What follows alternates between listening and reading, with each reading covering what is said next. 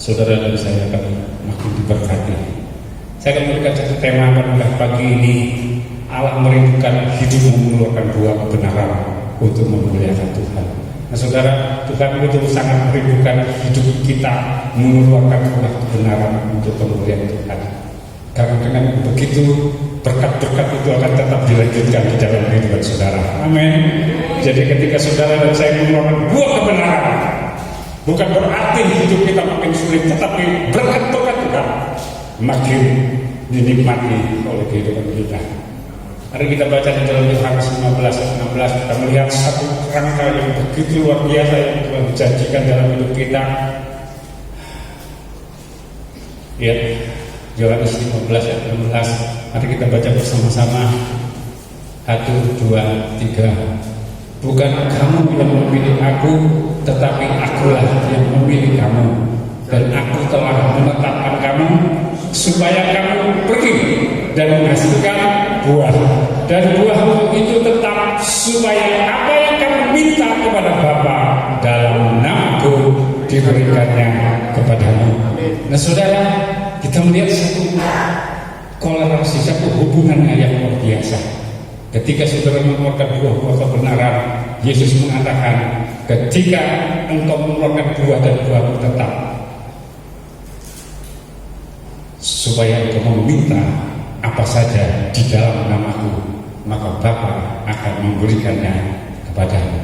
Nah saudara, sekarang saya ingin mengatakan kepada saudara, bukan berarti apabila Tuhan sudah memilih saudara dan saya, maka secara otomatis ya kita mengeluarkan buah kebenaran.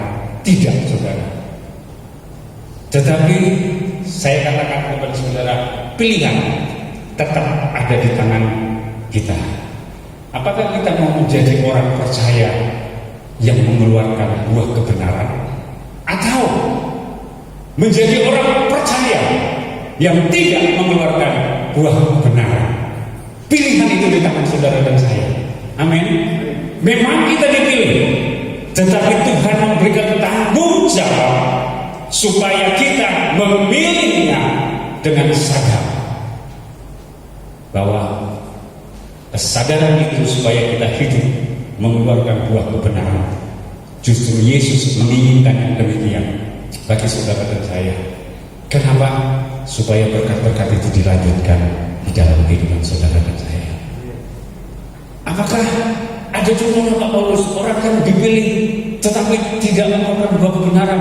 Banyak di dalam Alkitab saudara. Ketika saya merenungkan salah satunya, mungkin saudara masih ingat. Saudara ingat Yudas Iskariot?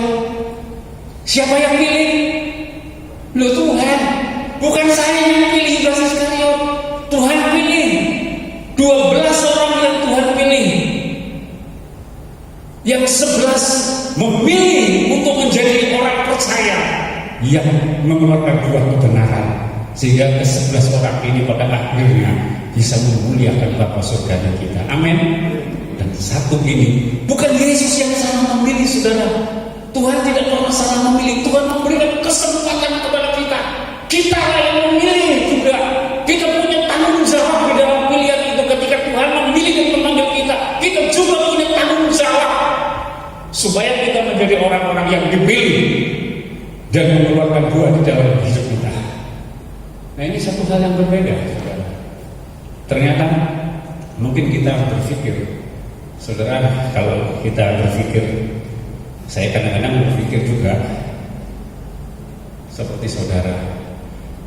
Ada orang yang mengatakan banyak yang dipanggil tetapi sedikit yang dipilih. Ya, tertarik lagi. Tetapi ketika dipilih, Tuhan juga memberikan pilihan di tangan kita. Apakah kita menjadi orang yang percaya mengeluarkan buah, atau menjadi orang percaya yang tidak mengeluarkan buah kebenaran? Kita tetap masih orang percaya, tetapi tidak pernah mengeluarkan buah kebenaran. Betapa ruginya kita. Karena pada suatu saat saudara dan saya akan mempertanggungjawabkan perbuatan kita. Satu saat kita akan menghadap pengadilan Kristus. Oleh sebab itu saya mau belajar untuk hidup benar di hadapan Tuhan. Saya takut saudara.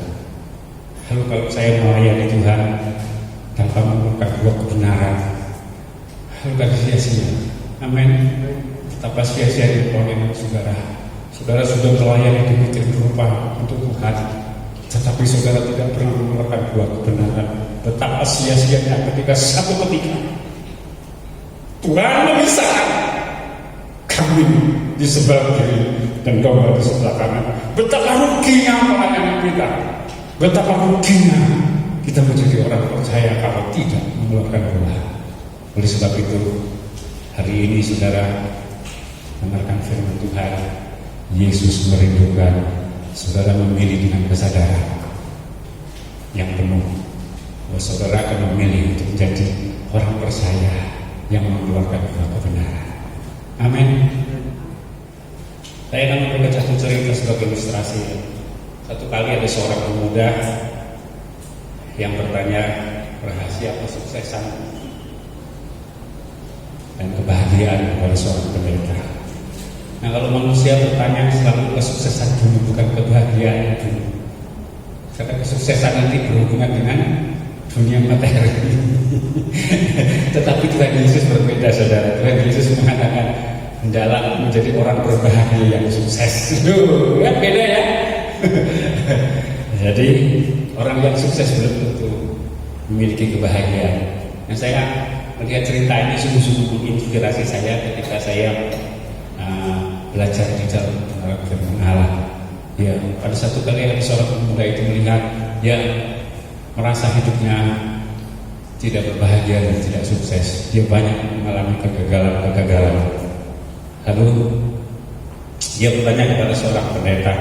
Pendetanya dia bertanya, "Pak Pendeta, apa sih rahasianya hidup yang sukses dan penuh kebahagiaan?"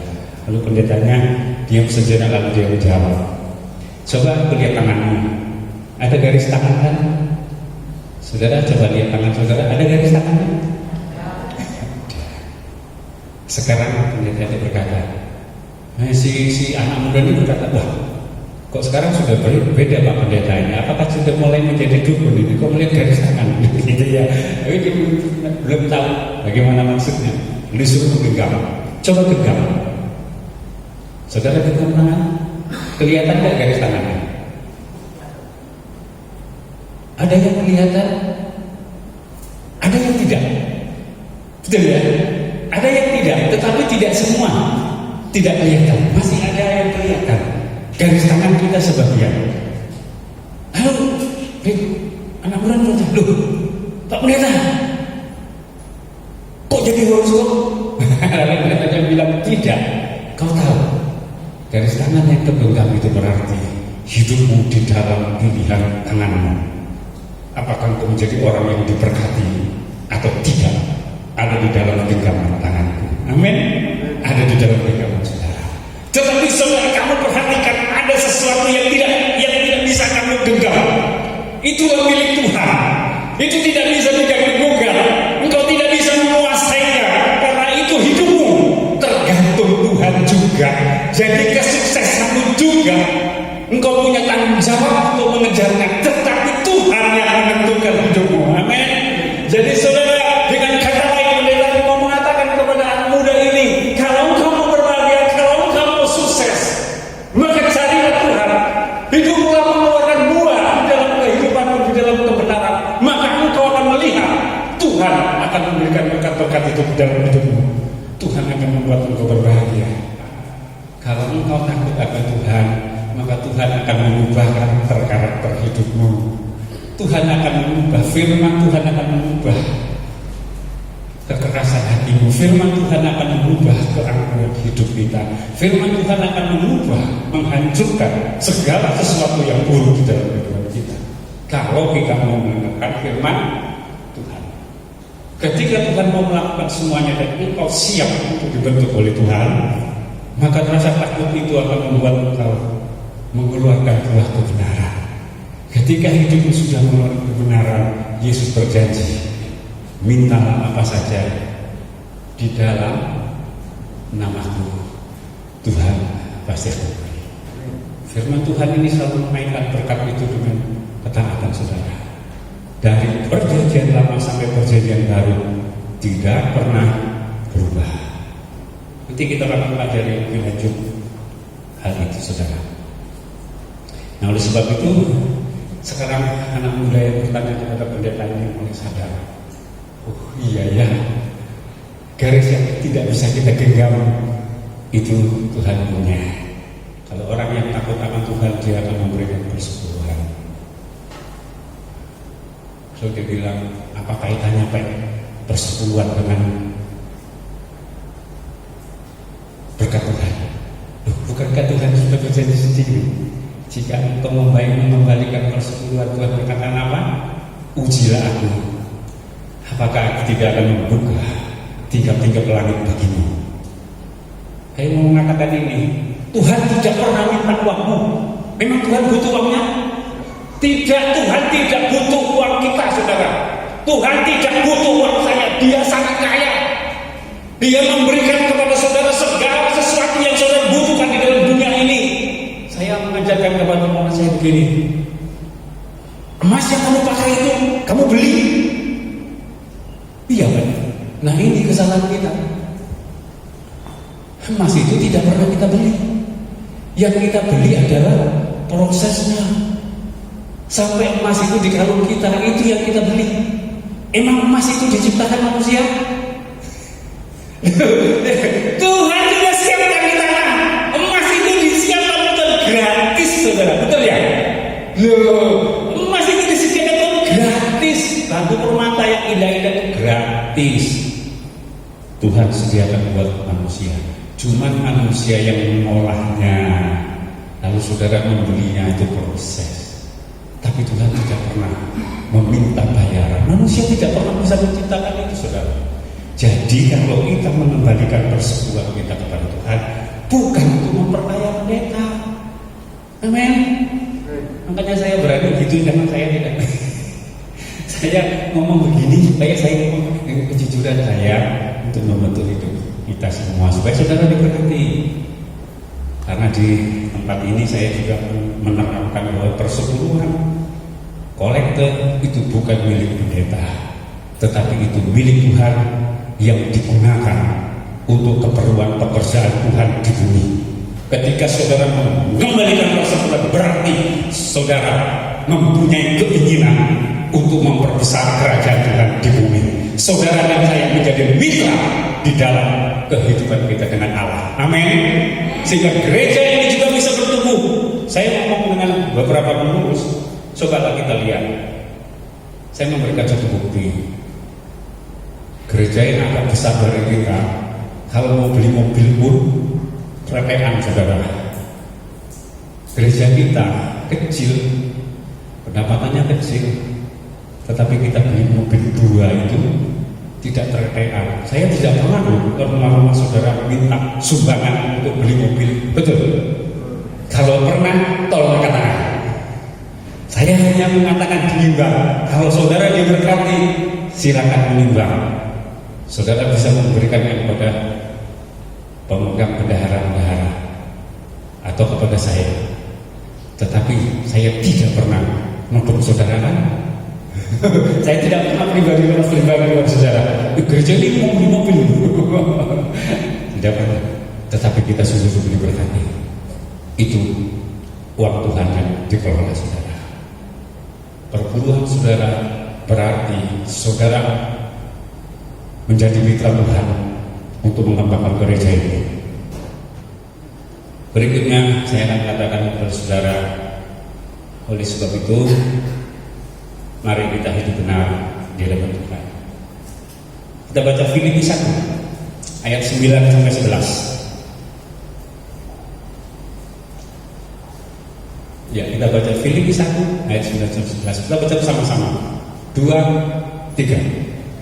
Dan inilah doaku, semoga kasihmu makin melimpah dalam pengetahuan yang benar dan dalam segala macam pengertian, sehingga kamu dapat memilih apa yang baik, supaya kamu suci dan tidak tercacat menjelang hari Kristus, penuh dengan buah kebenaran yang dikerjakan oleh Yesus Kristus untuk memuliakan dan memuji Allah kita. Amin. Nah saudara, inilah Rasul Paulus mengharapkan pada jemaat Filipi. Kalau saya lihat di sini, kalau saya tarik benang merahnya sama dengan yang dikatakan oleh Tuhan Yesus sendiri, aku menginginkan engkau untuk pergi dari hasil kedua. Aku memilih engkau, bukan kamu yang memilih aku, tetapi aku yang memilih engkau. Dan aku memutus engkau untuk keluar dan menghasilkan buah kebenaran.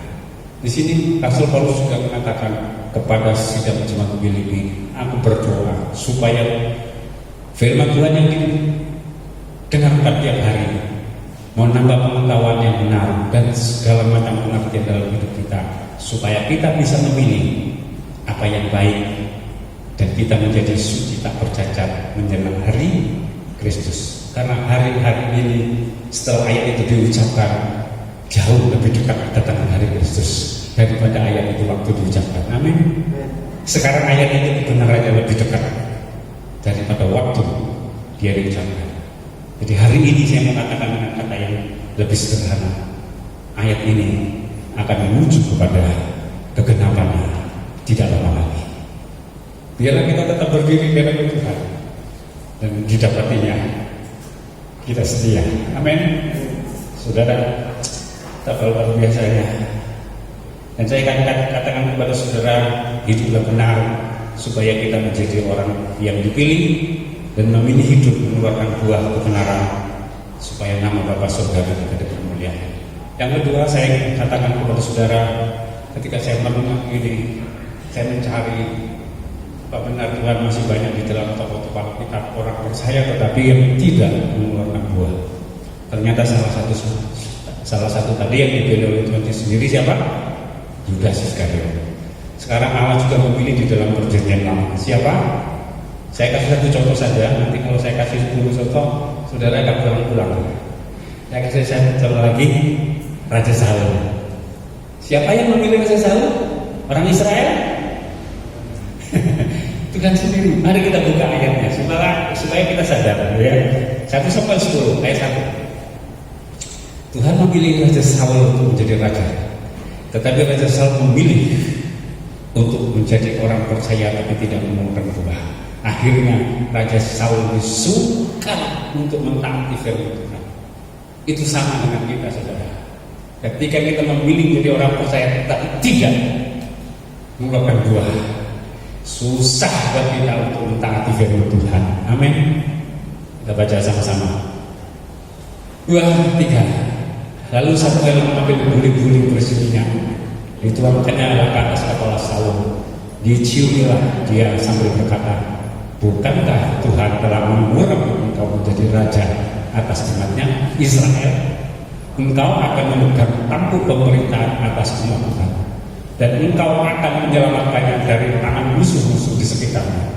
Inilah tandanya bagimu bahwa Tuhan telah membuat engkau menjadi raja atas miliknya sendiri. Tuhan yang telah memilih Saul, dan Tuhan tidak berdusta. Tuhan tetap menyertai Saul. Sehingga kalau kita lihat ayat-ayat selanjutnya, Tuhan menyertai Saul sehingga Raja Saul memiliki kemenangan-kemenangan di dalam setiap peperangannya. Tuhan menyertainya. Kemarin istri saya juga berkhotbah di Kamis, hari Kamis. Tuhan tidak pernah meninggalkan kita. Amin. Tapi kita harus pakai tanda kutip. Tuhan tidak pernah meninggalkan orang-orang yang hidup benar dalam hidup ini. Nah, saudara, ternyata Allah menepati janjinya. Saul disertai oleh Tuhan, sehingga di dalam peperangan-peperangan berikutnya Tuhan selalu memberikan kemenangan. Tetapi pada akhirnya Allah mulai meninggalkan Saul. Saudara, saya bertanya kepada saudara, kapan Allah meninggalkan Saul? Kapan? Kalau saudara baca di dalam Samuel 13 sampai 15, di situ jelas sekali Tuhan meninggalkan Saul ketika Saul tidak lagi menuruti perintah-perintah. Saul melanggar dengan begitu saja. Bukannya dia sadar ketika dia melanggar, tetapi dia berdalih, memberikan satu alasan-alasan untuk membenarkan dirinya. Berbeda dengan Daud ketika ditegur kesalahannya waktu mengambil istri siapa? Uria, Batseba. Langsung Daud mengatakan, Tuhan, ampuni dosa saya. Itu perbedaan saudara, orang yang betul-betul mengeluarkan Tuhan dan orang percaya yang tidak mengeluarkan Tuhan. Saul berbeda. Ketika Tuhan mengatakan, habiskan orang Amalek beserta seluruh kambing dombanya, tetapi Saul tidak melakukannya. Kalau saudara baca di dalam situ, lalu Samuel, Nabi Samuel menegurnya, kenapa engkau tidak mendengarkan suara Tuhan? Tuhan mengatakan kepadamu, engkau suruh menghabiskan seluruh kambing dombanya juga. Tapi kenapa suara kambing dan suara lembu sapi itu terdengar di telingaku, kata Nabi Samuel. Saul tidak bisa mengelak, dipikirnya memang Samuel tidak akan pernah tahu kalau dia tidak melakukan kebenaran firman Tuhan. Amin. Sama dengan saudara, kalau saudara selalu menyembunyikan kesalahan saudara, saya tidak pernah tahu, orang lain tidak pernah tahu. Apakah Tuhan tidak tahu? Saya dikatakan saudara tidak pernah bersembunyi, tidak bisa berpura-pura itu bisa bukan saya. Lalu kalau saya mau mengatakan sajanya orang ini salah, tapi kalau saya mengatakan orang itu bilang, lu apa buktinya? Saya bingung buktikan.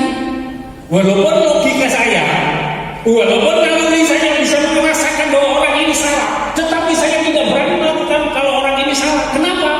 Karena kalau saya ditanya apa buktinya, memang saya tidak tahu. Saudara bisa menyembunyikan dari saya, tapi saya katakan sekali lagi, ini buktinya. Saul tidak pernah bisa menyembunyikan dari Tuhan. Amin. Saul bisa menyembunyikan kesalahannya di depan Nabi Samuel, nabi besar pada zaman itu. Ia bisa, tetapi Tuhan memberitahu Samuel bahwa Saul telah melakukan perintahnya. Akhirnya Saul berkata apa? Setelah ditelanjangi, biasanya manusia itu kalau sering menyangkal ya, kalau sudah ditelanjangi baru. Tapi saya melihat ini juga, loh ini gini memang yang jelek-jelek itu sudah kami tumpas, ini yang terbaik kami ambil. Maksudnya supaya rakyat ini bisa mempersembahkan korban bakaran bagi Tuhan. Loh, alasannya luar biasa ya.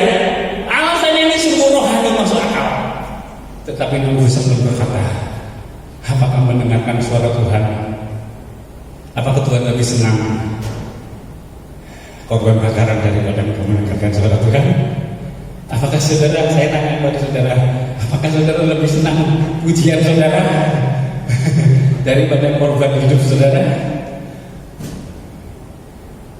Artinya ketaatan Saul itu mendatangkan rasa tidak senang kepada Tuhan daripada korban bakarannya.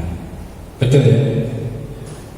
Jadi kalau hari ini saudara dan saya menjadi orang percaya tidak bukan Tuhan, sebetulnya posisi kita sama dengan Saul. Saul percaya kepada Tuhan, tetapi dia sulit untuk melakukan kebenaran Tuhan. Dia selalu berkilah. Tapi saya ingin katakan saudara, sampai kapan kita mau seperti itu? Akhirnya Tuhan betul-betul meninggalkan Saul dan memilih Daud untuk menjadi raja. Pada akhir hidupnya Saul seperti Yudas Iskariot, matinya bunuh diri, saudara. Kan tragis.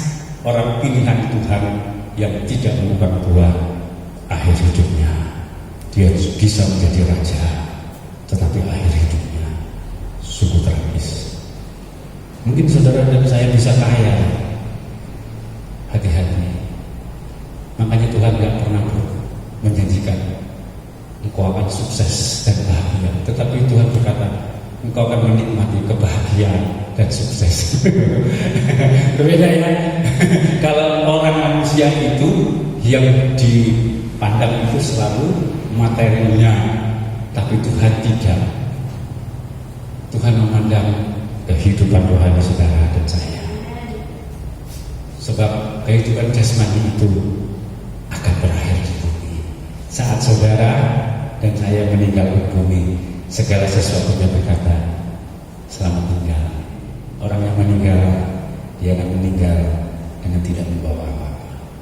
Oleh sebab itu, saya ingin katakan kepada saudara, jangan salah kita memprioritaskan hidup kita.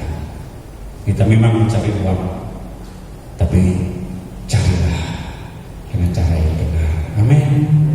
Carilah dengan cara yang benar. Saya percaya Tuhan akan memberkati saudara. Tetapi saudara, saya ingin katakan lagi, tetapi Allah sendiri berjanji tidak akan pernah meninggalkan kita. Ya kan? Ulangan 11 ayat 13 sampai 15. Coba saudara perhatikan dengan baik-baik perkataan ini. Seringkali kita tidak memperhatikan dengan baik sehingga kita tidak mengerti esensinya, tidak mengerti isinya. Kita buka Ulangan 11 ayat 13 sampai 15. Coba saudara dengar baik. Baca baik-baik orang. Jika kamu dengan sungguh-sungguh mendengarkan perintah yang disampaikan kepada hari ini, loh, lihat ya. Jika kamu sungguh-sungguh mendengar perintah Allah yang disampaikan kepada hari ini, sehingga kamu mengasihi Tuhan Allahmu dan beribadah kepadanya dengan segenap hatimu dan dengan segenap jiwamu, maka Ia akan memberikan hujan pada tanahmu pada masanya, hujan awal dan hujan akhir, sehingga engkau dapat mengumpulkan gandummu, anggurmu, dan minyakmu, dan Ia akan memberi rumput di padangmu untuk hewanmu, sehingga engkau dapat makan dan menjadi kenyang. Loh, saudara, sekali lagi saudara perhatikan perintah ini dengan baik-baik. Di dalam perjanjian lama sampai perjanjian baru, berkat itu berhubungan dengan ketaatan. Dan saudara, jadilah bijak, jadilah orang percaya yang memilih hidup untuk mengeluarkan buah kebenaran, supaya kita akan menjadi orang berbahagia yang sukses. Amin. Saya percaya semua di sini, kalau saya tanya, apakah saudara ingin bahagia atau celaka? Mana yang sudah pilih? Tidak ada yang pilih celaka. Nah, kalau tidak ada yang pilih celaka, datanglah kepada Tuhan Yesus, hiduplah benar dan mengeluarkan buah. Saya percaya berkat itu akan dilanjutkan, dan saudara akan mendapati kebahagiaan di dalam hidup ini ketika saudara mengeluarkan buah. Ya. Nah, yang terakhir saya ingin katakan kepada saudara, karena hanya Allah yang akan membuat kita menjadi orang bahagia yang sukses. Jangan saudara berpikir kemampuan kita, bakat kita, kan saya yang kerja keras sampai usaha saya besar. Oh iya, tidak salah, setuju saya 100%. Kalau sudah hidup di tanganmu, tetapi ada garis tangan yang tidak bisa digenggam, itu milik Tuhan. Berkat rezeki itu di tangan Tuhan. Jadi saudara bekerja keras, keluarkan segenap kemampuan kita, tidak salah, tetapi takutlah Tuhan. Amin. Saudara, kunci keberhasilan Yosua, sehingga Yosua mengatakannya kepada seluruh audiennya bangsa Israel pada waktu itu, ketika dia mulai merasa tua, dia mau mengundurkan diri dari jabatannya. Kita baca sama-sama. 2, 3. Demikianlah aku berikan kepadamu negeri yang kamu peroleh tanpa bersusah-susah, kata Tuhan. Dan kota-kota yang tidak kamu dirikan, mereka tidak mendirikan kota-kota, tetapi kamulah yang diam di dalamnya. Juga kebun-kebun anggur dan kebun-kebun zaitun yang tidak kamu tanami, tetapi kamulah yang makan hasilnya. Coba 15, 14. Oleh sebab itu, nah ini buktinya, takutlah akan Tuhan dan beribadah kepadanya dengan tulus, ikhlas, dan setia. Jauhkanlah Allah yang kepadanya nenek moyangmu telah beribadah di seberang sungai Efrat dan di Mesir, dan beribadahlah kepada Tuhan. Terakhir ayatnya, tetapi jika kamu anggap tidak baik untuk beribadah kepada Tuhan, pilihlah pada hari ini kepada siapa kamu akan beribadah. Allah yang kepadanya nenek moyang beribadah di seberang sungai Efrat, atau ala orang Amori yang negerinya kamu diamini?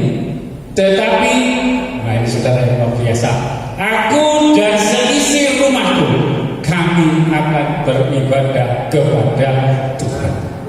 Inilah kunci sukses Yesua, sehingga seluruh bangsa diperhadapkan. Sekarang engkau yang menikmati segala fasilitas yang dibangun oleh bangsa-bangsa Amori, bangsa yang lainnya, tetapi kamu yang menikmatinya. Betapa luar biasa Tuhan. Mari saudara, masihkah kita mau menjadi orang percaya yang tidak berbuat? Pilihan tergantung di tangan saudara. Saya sudah menyampaikan dengan firman Tuhan. Tuhan tidak pernah memaksa siapapun. Amin. Tuhan ingin kita melakukannya dengan kesadaran kita.